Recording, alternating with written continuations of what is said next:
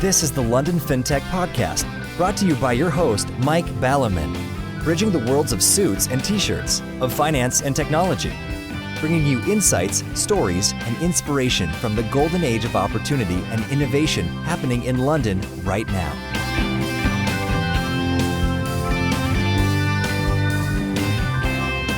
Hi, this is Mike Ballerman, and this is London FinTech Podcast, episode 63, proudly brought to you in association with Archover, Smart Pension, and Synachron. I'm delighted to be joined today by Dr. Tristan Fletcher, Research Director at Thought Machine, to talk about artificial intelligence and machine learning in financial services. His LinkedIn strapline is, "I apply state-of-the-art prediction methods from the machine learning academic community to real-world problems." We'll talk more about Thought Machine later.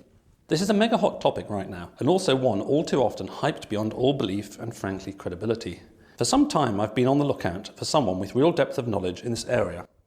When attending and also moderating a recent InSync event at the Tate Modern, by the way, a great venue folks if you've got cash to splash for your next bash, I was impressed by Tristan's deep understanding and also groundedness. The basic angle, or to be more precise, my takeaways on his views, which I probably got mangled due to excess rehydrating afterwards with Prosecco, being, all this stuff has been known to academics for a long time, and many aspects of it are exaggerated, and in many ways it has become more of a marketing tool. So the point of this show is to put all of this back in proportion, especially the Prosecco. What is AI? I mean, what is it really when one isn't reading about it in some journalistically overblown tech piece? What is machine learning? Are neural networks like the brain? How big is big data, and does it contain all the answers? All these and more we will cover, and I'm sure that by the end you will go away rather better briefed than before. Tristan spans academia, FS, and entrepreneurialism.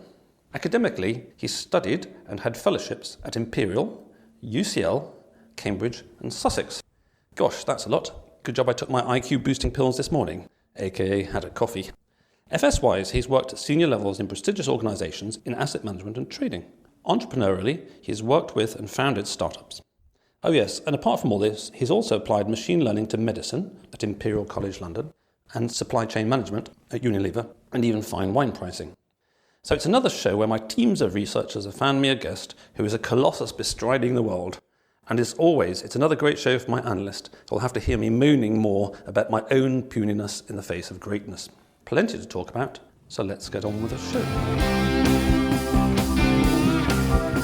Hi Tristan, thanks for joining me today.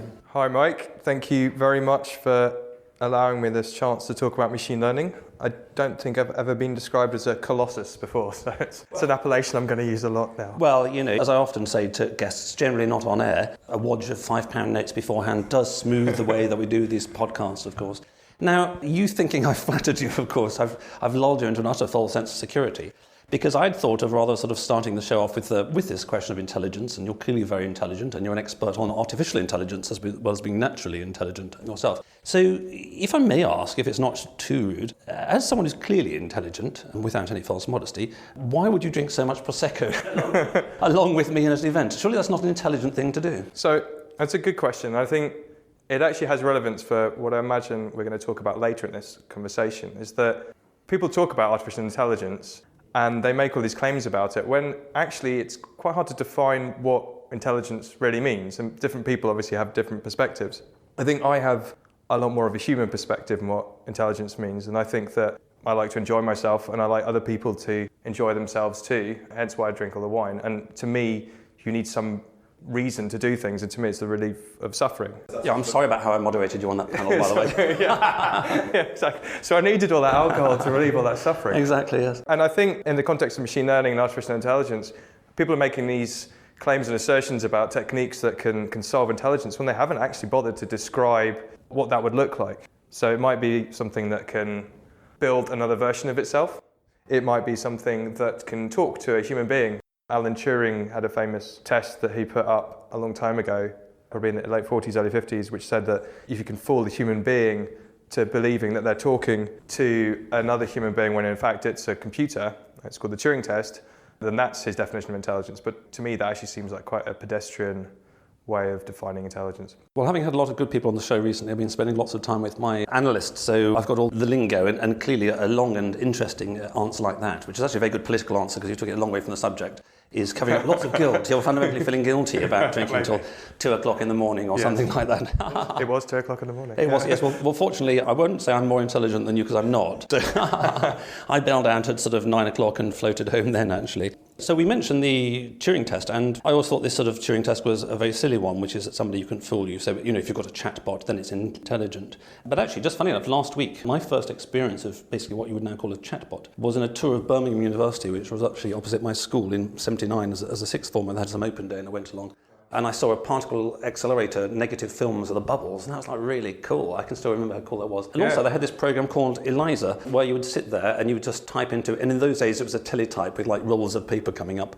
You'd type something into Eliza, and Eliza would chat back to you. Funny enough, I just happened to mention that last week to somebody who actually knew Eliza and had used it, and actually had some application for it in the sort of fintech domain at the moment, actually. But the fundamental point there is, as you say, is that if we're not defining well intelligence in the first place, then no wonder an artificial intelligence starts to become difficult. I mean, I think the other thing that struck me in the past was that you can go into the history and tell us a more proper answer in a minute, but as I understand it, artificial intelligence hadn't really started very much in the 50s because computers could barely sort of remember a number or two. In the 60s, it kind of started and then got going in the 70s. And as I recall, because in those days, computer scientists were actually sort of mathematicians who were just a bit sort of, who wanted to do practicals, a bit like sort of theoretical physicists who aren't really very theoretical, they'd like to play with stuff instead. So they started playing with all these sort of machines and valves and all this sort of Second World War surplus radar equipment and all that kind of stuff. It was obvious to them what intelligence was. Intelligence was clearly something that mathematicians do. Yeah. So in the beginning, the artificial intelligence, what's the really complicated thing? Well, what do mathematicians do? Well, they play chess. And they solve mathematical problems. Yeah. So a lot, actually, of the early applications of so-called artificial intelligence were in solving problems and playing chess. And funnily enough, those turned out to be far easier problems than the things that everybody do, and people that sort of 60s and 70s mathematicians wouldn't have thought very bright, which is walking, talking, and recognising things with your eyes, which turned out to be far harder problems. I think that's completely true, and a lot of the history of this field was a consequence of the interests of the people who were researching it. I always think that machine learning and AI, and I'll go into the distinction in a second, have been around embryonic for a very long time. A lot of machine learning has come out of statistics, and it's just that computers have become powerful enough to open up these tools that you get this field of machine learning. And actually it's quite frustrating for a lot of statisticians as a consequence. I remember there's a statistician I'm very fond of called Sir David Spiegelhalter, who went to a lecture that Microsoft were giving on the subject and was like, hang on, I published a paper in this like 30 years ago. And there is this frustration with a lot of the more theoretical world that it's very cool again, it's very trendy, and that is because, I'll go into some of the reasons in a second, but it's really about large amounts of data, very strong computing power, and media attention. AI has this way of being described as being in winters and summers, which I quite like, where a winter is when no one's paying attention to it, and a summer is when everyone's very excited about it. I think that's just called fashion, isn't it? It's fashion, yeah, exactly. So it's sort of long scale fashion instead of the kind of clothes fashions which neither of us appear to be obeying today. I think it started probably in the 40s with people like Claude Shannon and Rosenblatt and some other sort of big computer science names, and John von Neumann. There was a very famous conference called DARPA, arranged by American military. Well, a lot of people got together and made lots of claims about what they could achieve using the techniques that were available at the time. Neural networks were quite a fashionable thing then. Neural networks were how people used to think the brain worked. Wasn't it von Neumann who was one of the originators? Yeah, that's what I said, von Neumann, so I didn't pronounce his name very well. So von Neumann was a proper Hungarian polymath who was one of the people that architected, along with Turing, the way the model computer works. And there's a film called Dr. Strangelove and how I think that's based on von Neumann as well. Anyway, so these guys got together and made all these claims about how artificial intelligence was going to revolutionise the world. And then unfortunately, the reality of these claims didn't bear fruit. And funding dried up and interest, consequently, was removed as well. Was that about the time of cybernetics as well? I guess, yeah. Other things became more popular and other ideas became more popular. So interestingly, there's a parallel with that long wave of fashion to where we are at the moment, which is if you hype the crap out of something, you're really actually undermining it in a way, because everyone says, very true. Do you know what? You can't create a sex bot who walks and talks and you can turn it off and all that kind of stuff. It's all a load of rubbish. And then people move on to something else, you know? I think that's completely true. It's one of the reasons I'm here now is to try and modulate this. If you've got this sort of sine wave of interest and disinterest that's happening in AI, is just to modulate that a bit so that you've got the signal of what's actually going on.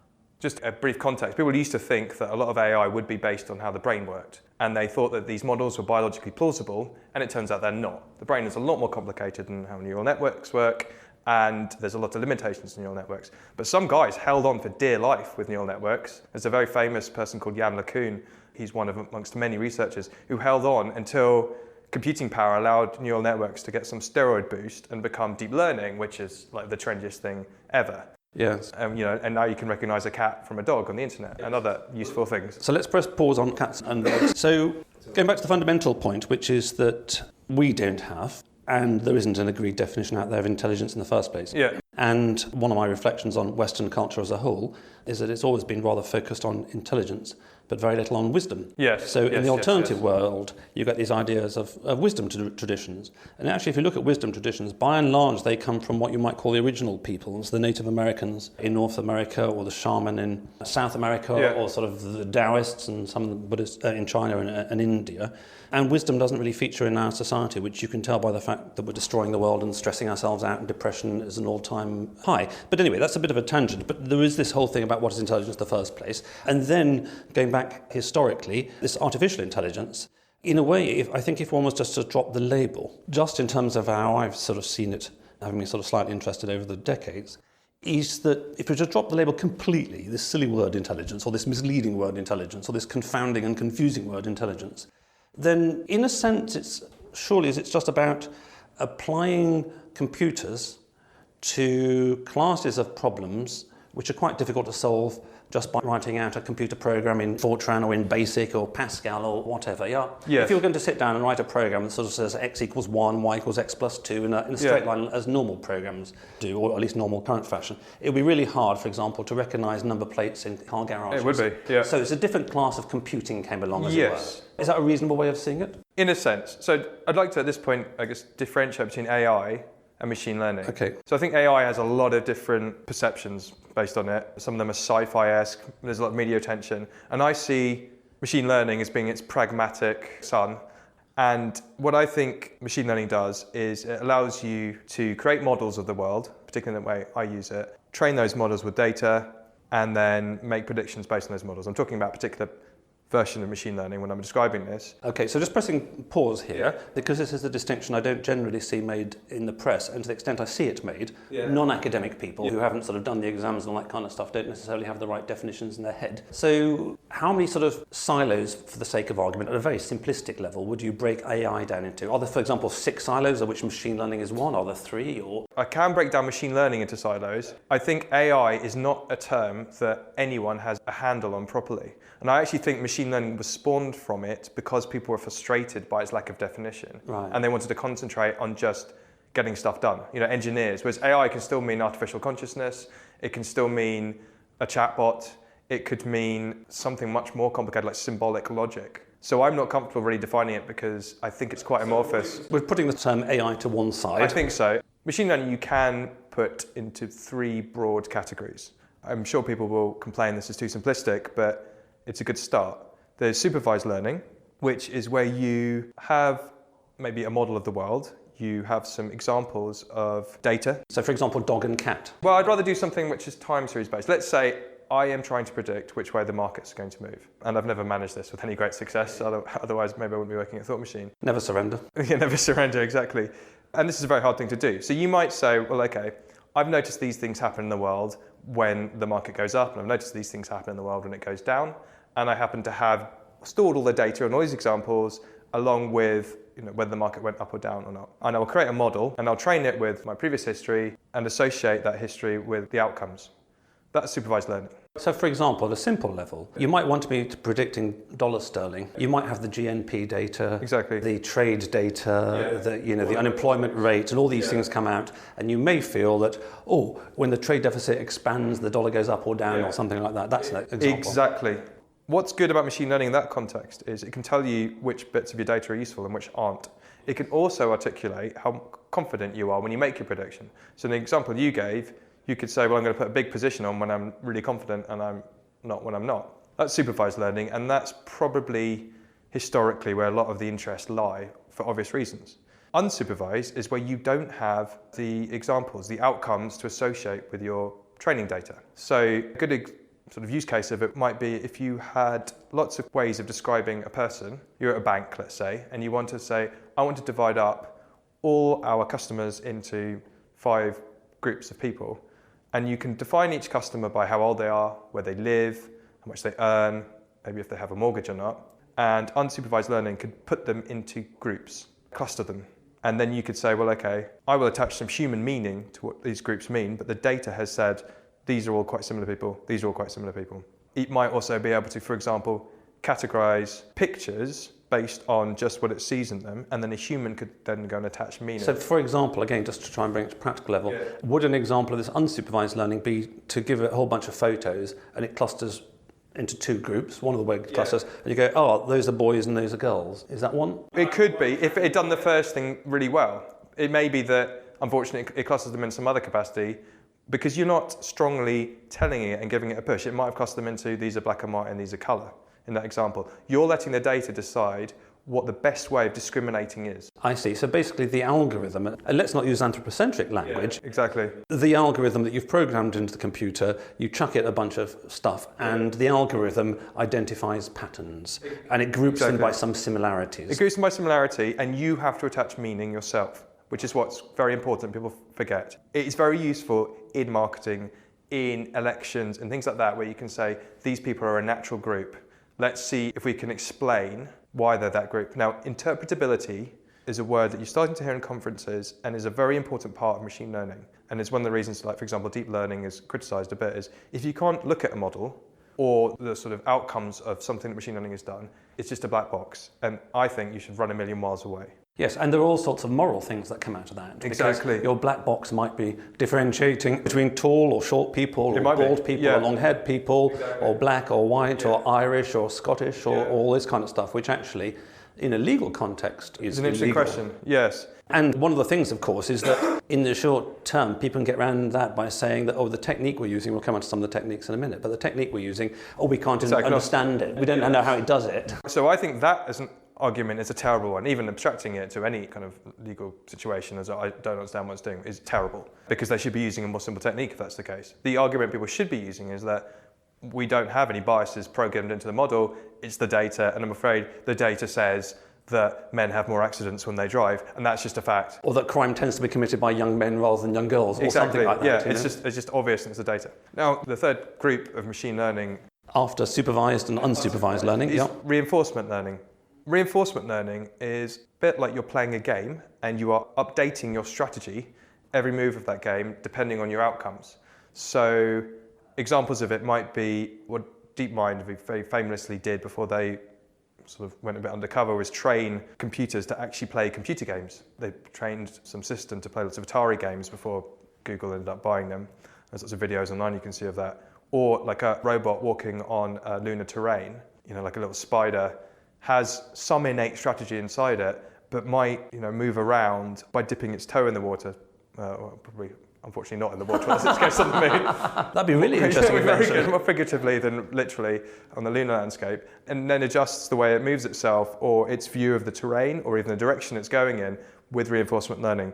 So it's like a real-time strategy updating mechanism. I saw something some time ago, I think, about robots that taught themselves to stand up or something like that. Yeah. It was actually quite funny and quite sweet. Sweet. You're a father as well. It's like seeing a little sort of 18-month-old try and crawl off the floor, grab the edge of the sofa, fall over and keep doing it. Cruising, I think, Yeah, and the robots kind of gradually learnt to do the standing up thing. Is that an example of this? It is. It's very useful in a situation where it's actually very complicated to teach something explicitly what to do. So what you do is you just put it in an environment with mechanisms to learn from that environment. And walking is, as you mentioned earlier, is really hard. People haven't figured it out yet. They haven't figured out a lot of the things we biologically take for granted because they're really, really hard reinforcement learning style problems. Yes. So actually that comes back to, rather than AI as artificial intelligence, it's really sort of artificial behaviours in a way. I mean, all these robot football games you get in Japan, or the robots that can stand up and kick a ball now, that's quite cool. But if you imagine the trillions of dollars that went into those and the decades and the computing power, well, it's not as good as a 5-year-old, basically. No. A 5-year-old could still run totally. Them. But on the other hand, the 5-year-old's had about 1 billion years of evolution behind it. Exactly, it's an unfair comparison in that to sense. Get it to that stage. So, and again, I like the idea of dropping the AI, because just coming back to some practical examples in a minute. Maybe we'll just talk about some techniques first.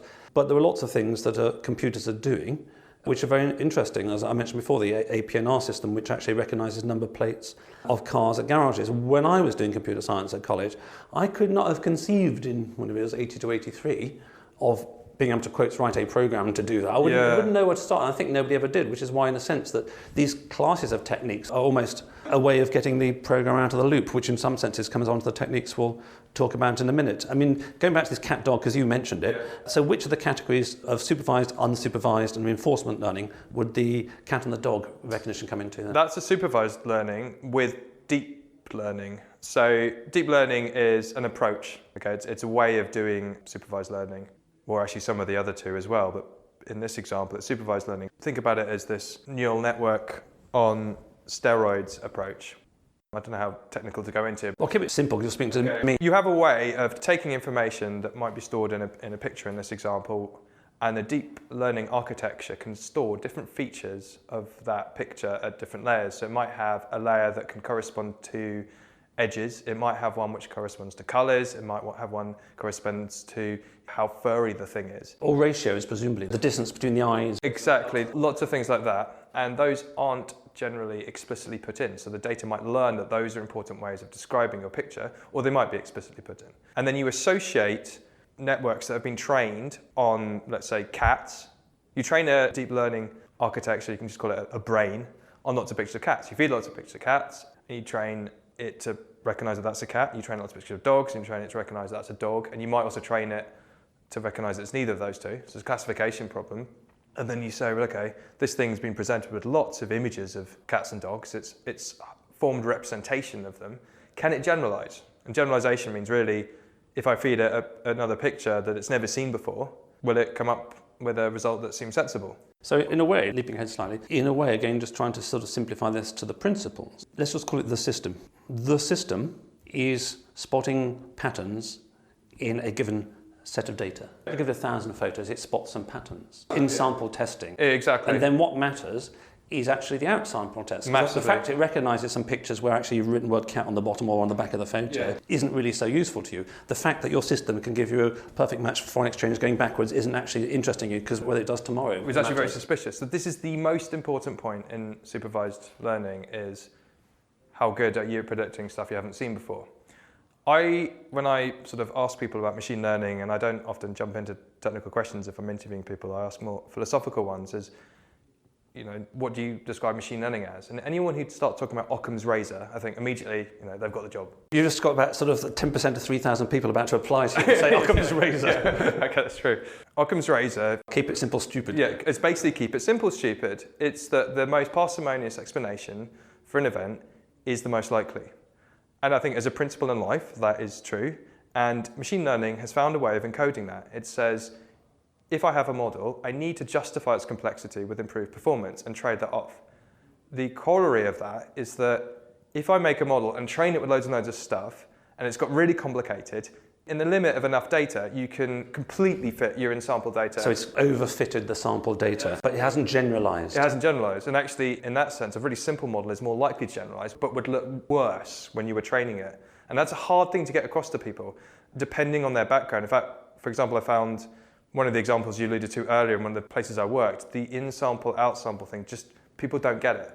And actually, it's a political hot potato sometimes when you're trying to explain it to people. Is that, to me, it's obvious, but it just isn't obvious to everyone. Yes, I mean, I think a lot of this language, I mean, I used to say in the mid-90s when the Dresdner Bank in Frankfurt were busy sort of trying to catch up on the risk front, that they were experts in precisely wrong, and I was quite good at roughly right. Yeah. You know, so they would concentrate on the decimal points and a whole bunch of very, very narrow use cases. Yeah. And so they'd be precisely wrong in a way, because actually that was swamped by a million things, you know. They'd know what the risk was in a swap to 15 decimal places, but they'd be ignoring the bought deal we did out of £1 billion worth of ICL shares, you know. In fact, there's even a term for that in machine learning called probably approximately correct. And there's a bound on learners, which trades off how confident you are on something and how accurate you need to be. Right. So in terms of these various techniques then, an important one where we do here, we will come on to FS, but I thought it's really important that, given all the BS about AI and FS, it sounds like a rap song, is that we need to understand what's really going on here and then build up towards the FS. But just taking one FS example, which is very current, and you hear it a lot in fintech, although you're hearing it less and less, surprise, credit analysis. Yep. Lots of data and lots of clever computers and lots of clever computer scientists or statisticians or mathematicians or whatever you are, all of those put together. You give them all the data and they're going to do credit better than those people did it before. So which of those kind of approaches would it fit into, or do some categories of problem fit into different approaches like supervised, unsupervised and reinforcement for the sake of argument? It would be a supervised learning problem because you're associating some characteristics about a person, how they've been spending previously, where they live, how old they are, what loan obligations they have, with how likely they are to default. There's a technique called logistic regression you use here, and the challenge is to find out which things are important. The trouble that a lot of these people have is that there's not many examples of people or organisations defaulting. It's a bit of a trick question actually, because going back to the out of sample stuff, someone could be a bum credit who hasn't yet defaulted. Exactly. Because credit is something that happens over years, especially very for hard. Individuals going bankrupt and stuff. Doesn't happen very often. It's notoriously difficult. It's also very difficult to get the data from an institution because they're very reluctant to part with it. So the people who have been able to make inroads into this from a machine learning perspective is because they hold data. And actually it's something we should talk about later is how important data is. And as you say, it's a very low probability event. And that is one of the reasons why credit agencies are rubbish at credit scoring. Experian are fantastic if you are good. So if you have a very high credit score, it's probably a very accurate reflection of your credit score. But actually they're notoriously bad for the credit underserved market. And there's lots of institutions out there trying to now fill that gap. There was one company ages ago that I think's not done so well, which actually asked you to reply to a bunch of questions about whether you like pictures or not, what your favourite colour was and stuff, which I think was a bit silly. That company hasn't done that well. But for example, in China, I recently went out to China on a trade mission, and the Alipay ecosystem hooks into social networks. Yeah, very fashionable. If you're mates with an important person, you get a high credit rating. If you're mates with someone dodgy, you don't, which is pretty horrendous in many ways, but it's clearly quite informative. So the challenge is not just to find lots of examples where credit defaults have happened, it's also to find very unusual but useful data sources. Well, let's talk about the data point now. Yeah. I mean, there's no point being linear and logical. I don't know whether that's intelligent or not. Consistency is the last refuge of the unimaginative. Right, I'll think about that and I'll work out a witty response tomorrow. Just read some more Oscar Wilde. Exactly, and I edit it back into the podcast. So data, so we hear about data all the time, we hear about big data. I've made the political point before that actually if you watch the documentary film on Snowden, not Oliver Stone's one, which I haven't yet seen, you will understand what big data is when you see the size of the massive hole in somewhere in the States that are building this huge bloody repository, which is of course about the modern Stasi world where everyone's supervised all the time. And one of the early Stasi people said there's only one reason the state surveils you, which is at some point to use against you. But that's a different point in time. But big data is very much driven by that. Let's not forget. And going back to sort of clever people who did maths, one of the previous guests on the show was at GCHQ for some time doing very clever maths with lots of numbers and all this kind of stuff. But I think that you had some really interesting points to make about data, and in particular make about naive applications of these techniques, so that it's really easy to go to Amazon's or Google's, you tell me, I haven't done it myself, and pick up some machine learning and chuck the data at it and go and tell your boss you've done something, go and trade loads of money on it. But for some reason there is a role for academics and people who know what they're doing like you, because actually that doesn't work, taking a big system and chucking big data at it. Yes. So there's three things I'd like to talk about here. The first is big data is the term that really irritates me, and I think it's starting to irritate a lot of people. I mean, what does big mean? I think the trouble is people think big data means n equals all, i.e. we have all the data, but they don't. They've actually sampled a bit of it, and they're assuming that that sample is representative of the world. And they draw conclusions. It's like opinion pollsters. Every time there's an election or a referendum, they get it completely wrong. So, unless you're Nate Silver, no one can predict elections. And that's the trouble is they look at data, they think because they've got lots of it, that some spurious correlation that they found between number of public toilets in Scotland and divorce rates in Bulgaria actually must be there, and then make these bold claims. And it sort of accelerates people's boldness in that direction. And I find that very, very irritating. The small problems, I think this is again a quote from David Spiegelhalter, the small problems you have when you're doing statistics or machine learning don't suddenly disappear when you've got loads of data points. When you've got big data, they just become worse. That's the first point. The second point, which is one of the things I said to you before, I think this is a bit mean to a lot of the guys sort of working away at machine learning algorithms, but that the pragmatic implications of machine learning are more now to do with data than they probably are to do with a lot of the algorithms. It used to be people tweaking algorithms and making all this progress and stuff like that. I think we're getting to a position where a lot of the algorithms are interchangeable and you can sort of download stuff for free that's going to get you 10% of the perfect answer that you would have with somebody who spent years perfecting the algorithm. The fact is, it's the data. And getting access to data where you can either train a supervised learning algorithm or do some pattern recognition in some other context is really hard. And you're seeing the people with the largest data sources get all the best machine learning minds themselves. Google, Amazon, and Facebook have access to the biggest data sets. They've also recruited the world's best machine learning experts. Bad luck, mate. Bad luck, yeah. No. Next time round. I've never thought of myself as one of the world's machine learning experts. We'll come back to this because actually your CEO is ex-Google's. He also claims to be a machine learning expert. Oh, there we go. Yeah. So I think in the future, it's access to incredibly good data sources. Another thing that you touched upon, sort of third of my points, is that a lot of companies out there are now building machine learning tools that people can use as a third party. A bit like a long time ago, spreadsheets were probably a very unusual thing, and you'd have to hire in a specialist to use Excel or Lotus or whatever. Now it's taken as just a sort of mundane skill set that's a commodity that most people have some idea of and actually is free. Google Docs will provide you with most of the stuff Excel used to do. The same is probably going to happen to machine learning. A long time ago, it was a very specialist skill set. The right people with PhDs and postdocs could kind of wheedle this magic and everyone else would be entranced by them. The unfortunate reality for a lot of people probably coming into the world now from a machine learning background is that a lot of those algorithms can be downloaded and implemented for free.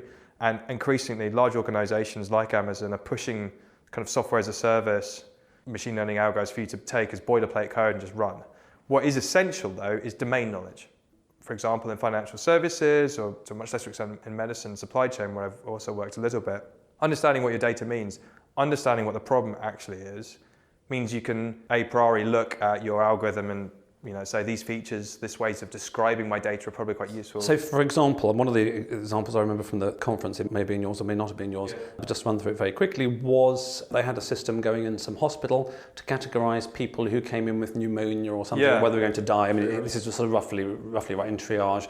And then the system was given all the things and the system sort of, decided stuff and all that kind of thing and matched it and came up with a really good match. And its advice was that if someone turns up in, as an emergency case and they've got asthma, send them home. Yeah. Now again, so if you've got domain knowledge, you go, hang on, no, they're the really dangerous ones. And there was some wrinkle in the data that it meant it came to that silly conclusion as opposed to, no, you send them straight to the emergency place. So, if you don't understand the domain, you can be basically in the shicer. But equally, if you don't really understand the algorithms, you can also be in the shicer. So although to an extent you've got AI replacing AI experts, which is a lovely irony, in practice you haven't all been entirely eliminated yet. And I think the other question, this is very briefly on big data before moving on, because this does come back from the security domain, but it will apply in FS domain, which is that some of the old hands in intelligence, I'm thinking of Ray McGovern in particular, who's in his 70s and a campaigner of this thing called VIPS, Veteran Intelligence Professionals for Sanity.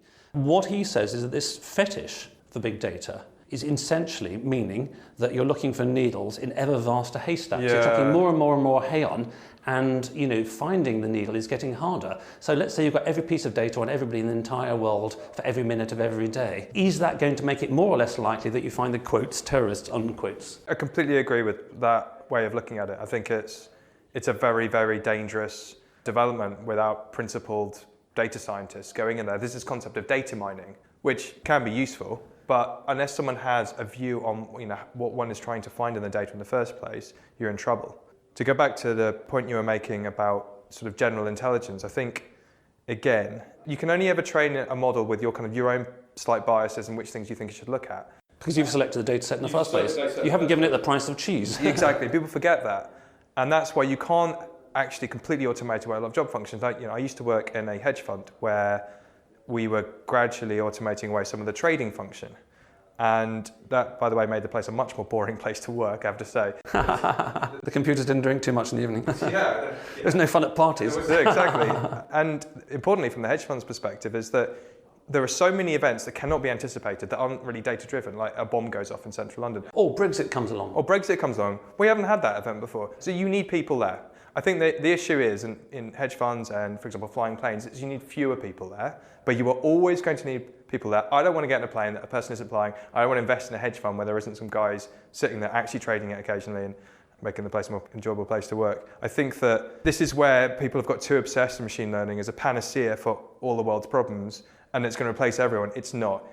I think we should think about it more as an augmentative thing, augmentative intelligence, where it helps people do the boring stuff, the process-driven stuff, but there's still things that are just completely outside its remit. Yes, I think I kind of agree and disagree with what you're saying, which is that what you're saying is, of course, correct. But I think there also are examples of where people will be not necessary. So you don't need a bloke sitting at the sort of the car station at the moment writing down everyone's number plates, because that can be done for you. Yeah, totally. Another example, going back to the InSync event, Ross, who organised it and who sourced you and sourced me and sourced some very other good people as well, he sent me a link yesterday. We've seen it actually. It's on Vimeo. I'll include a link in the show notes actually, because it's actually quite cool. Yeah. Yeah, that's pretty cool. So this guy who organised the event, he just got his iPhone or whatever it is, and he was just taking sort of random pictures with it and random bits of video and all that. And then Google Photos, and it does this for everybody, it wasn't just him, nothing special, that will actually compose a video of you and stick some sort of cheesy music. Yeah. And he sent it to me, and I saw this thing, and I must say, I've seen corporate videos that people have spent 50 grand on. Totally, yeah. That look the same, and that he just pressed a button, as it were, on his phone. So that was phenomenal. So that is an example, actually. Apart from the music, which was sickening. The music was a bit gross, but it's very easy to change music over something. But actually, that was a good example of, now again, whether that's artificial intelligence doesn't really matter, but it's basically stuff that computers can do, and they're doing some actually quite interesting stuff. They totally are, yes. So let's talk about some use cases. I was talking to the chap I know that you're having lunch with today, who knows a little bit about this area too, and expressing my usual sort of grounded scepticism. And he says, well, I mean, I'm paraphrasing him slightly. He said, well, it's all, pretty much all a load of rubbish, isn't it, really?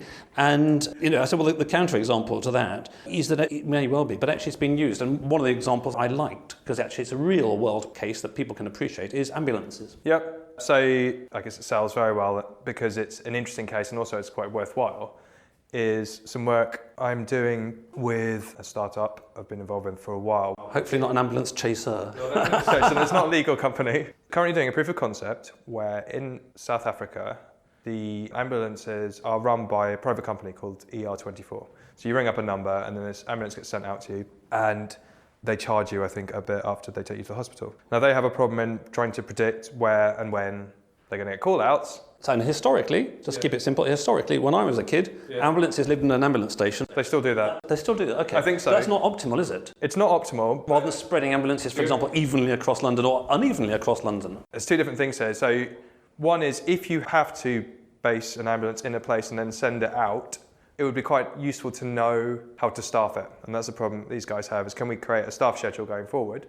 And we are using very cool machine learning techniques in collaboration with UCL that can predict when ambulance call-outs will occur, where, and then train up a bunch of models using what we call spatio-temporal processes. It's actually a Gaussian process, which is something that's come out of Edinburgh and Cambridge, and we're using some techniques that came out of Cambridge University, and we can predict with a lot more accuracy than anything they were doing previously when and when ambulances will need to be sent out. You can think about, what I often do with models is I think about a very simple way of doing them, and the simplest way of describing it is, well, let's just check whether you get a lot more ambulance call-outs on a Friday night in an area of population density, and there's a lot of seasonality over both the week, but also over the year, so you may get more in the winter versus the summer.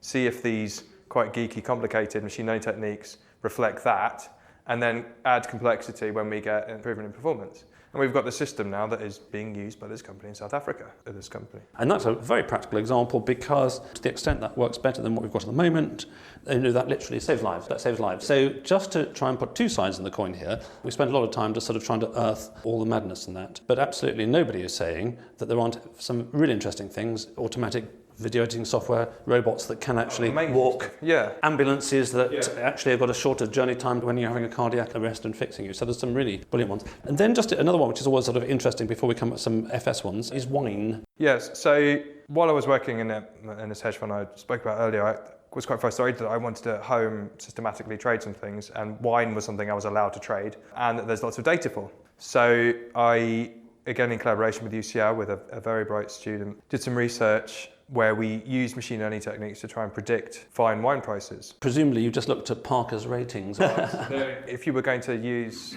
a feature, probably the most, that and currency movements. So actually Boris, The Boris bounce, when he announced that he was actually pro-Brexit instead of against it for his own political machinations, had a huge impact on euro, sterling, and that had a huge impact on wine prices. I've got this company that tries to sort of create portfolio management services for fine wine, and we're building in this machine learning capability to try and predict prices. I have to say, it's more marketing than it is reality. It's not fantastic at predicting prices. It would be dishonest to say it was good at that. Trying to predict any market's prices over and above simple trend following, i.e. stuff goes up, it carries on going up, is very hard.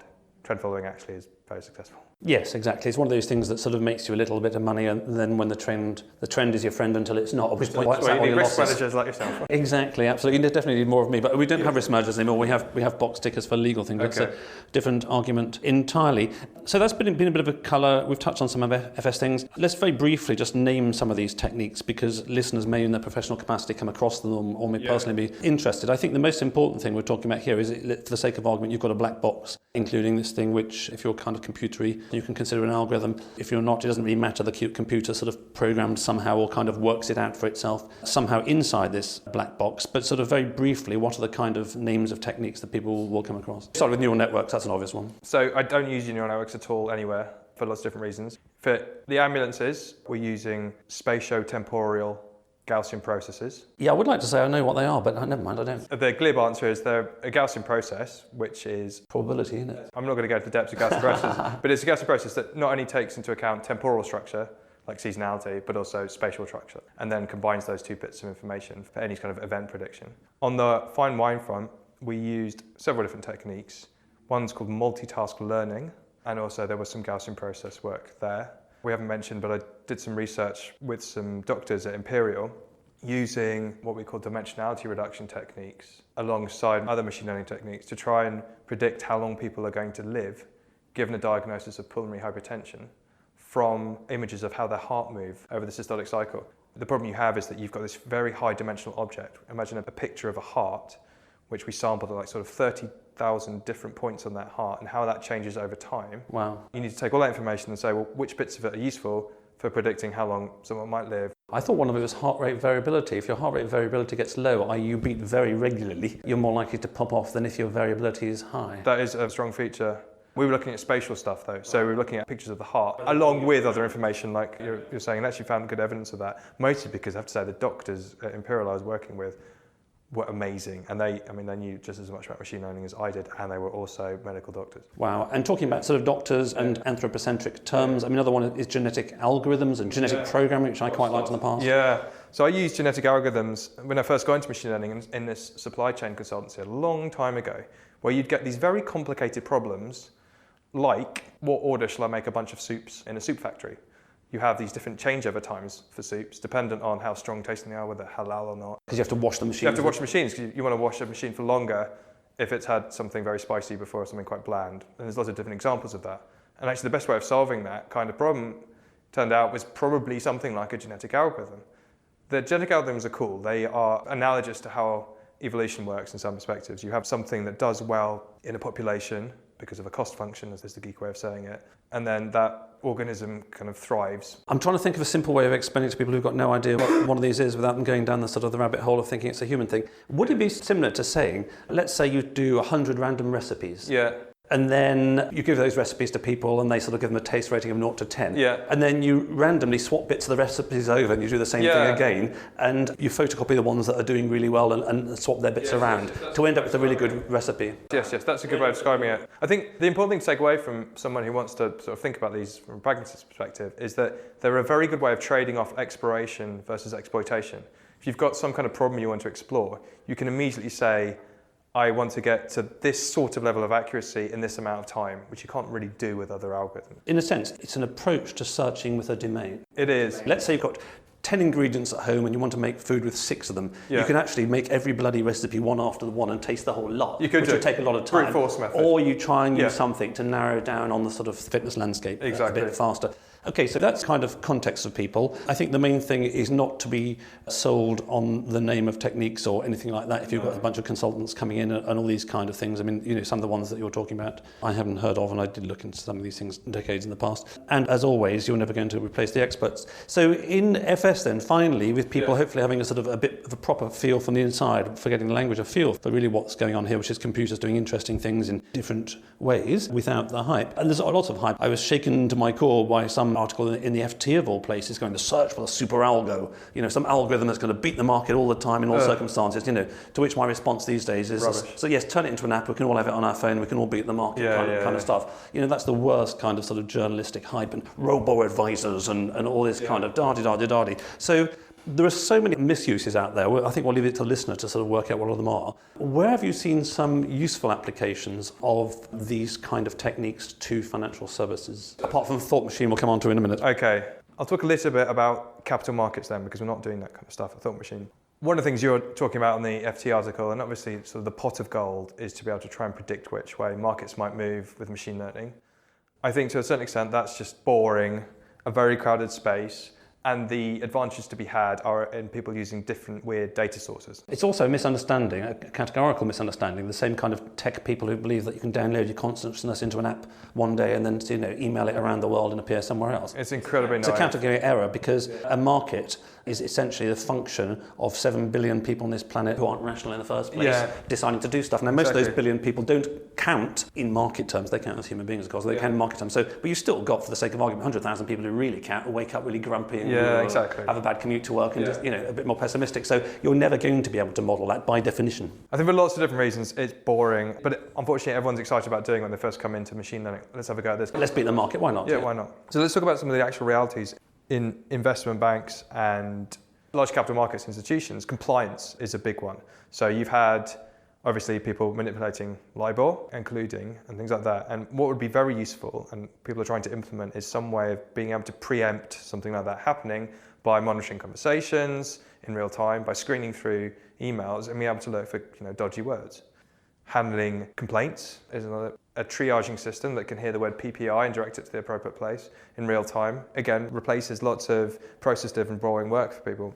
So these things which aren't about making millions of pounds because you've been able to choose which way the FTSE is going to go tomorrow, but actually about saving costs, which is the big thing everywhere now in banks and hedge funds. It's not so much about the returns they can get on equity through their greatness, it's actually preventing the downside of a lot of previous bad behaviour they've got up to.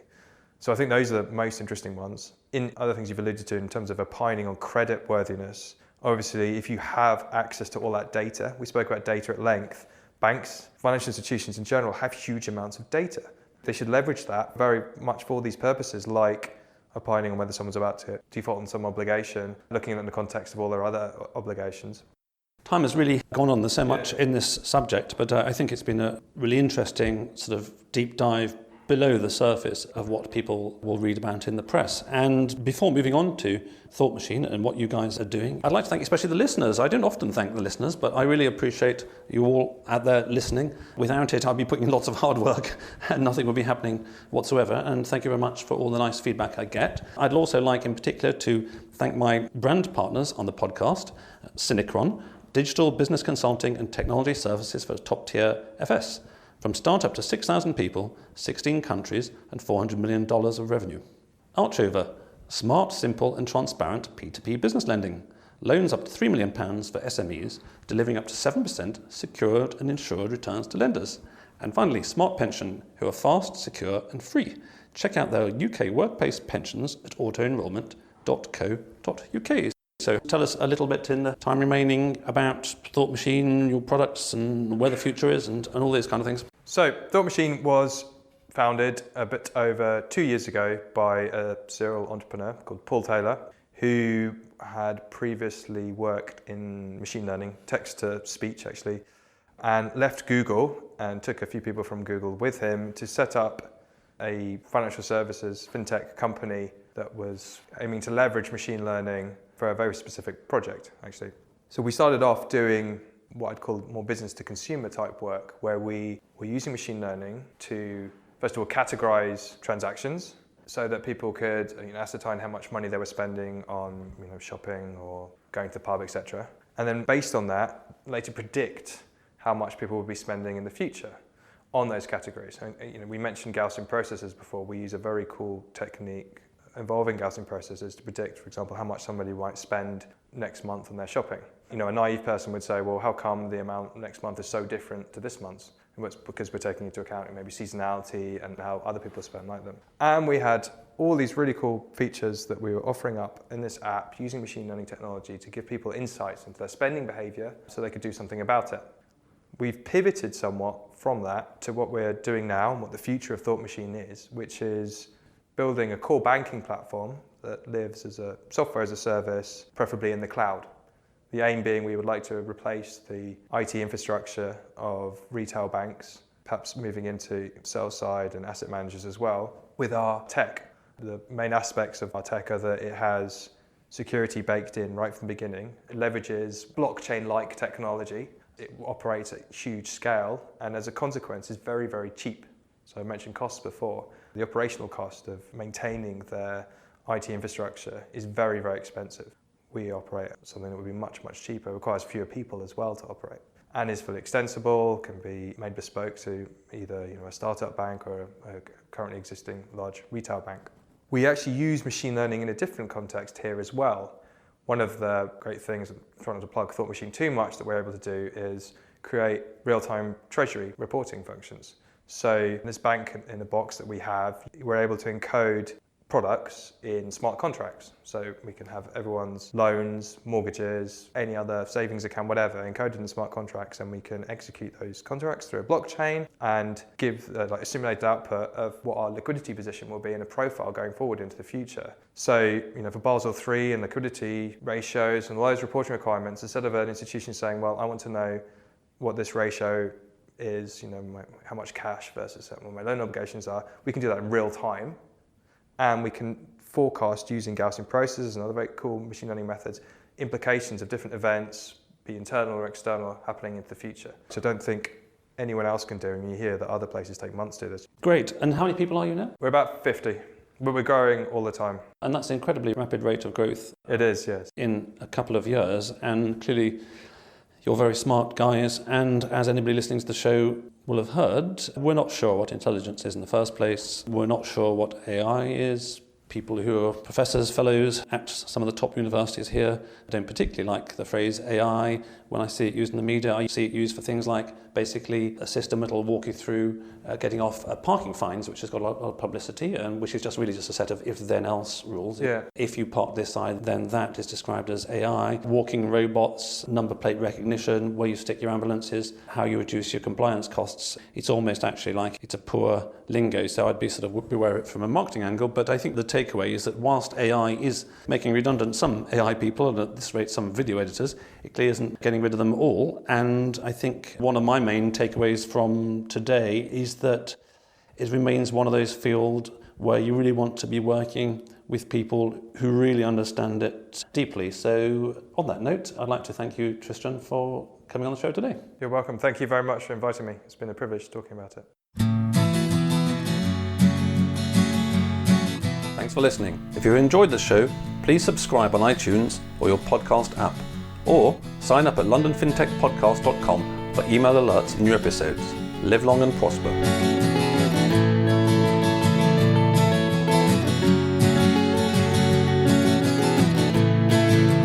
We could sit in a bender all day, watching the firelight dance, watching the firelight dance. We could walk in the mountains before dawn, watching a happy moonrise, watching a happy moonrise.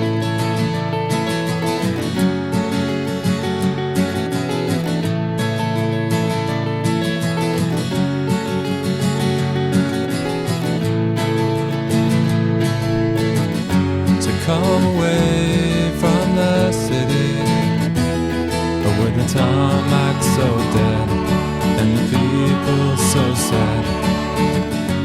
Come away from the city, with the faces so grey, with the pain of the everyday.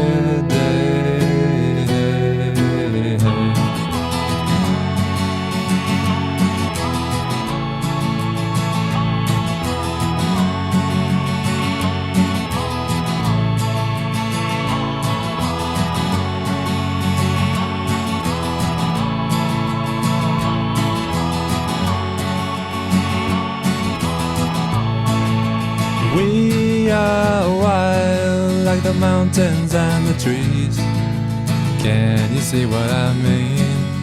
Can you see what I mean? When we fade in between the earth and the sky, kiss the city goodbye, wave the city goodbye, wave the city goodbye, wave the city goodbye. Watch the firelight dance with me, watch the firelight dance with me, watch the firelight dance with me, watch the firelight dance with me, watch the firelight dance with me, watch the firelight dance with me, watch the firelight dance with me, watch the firelight dance.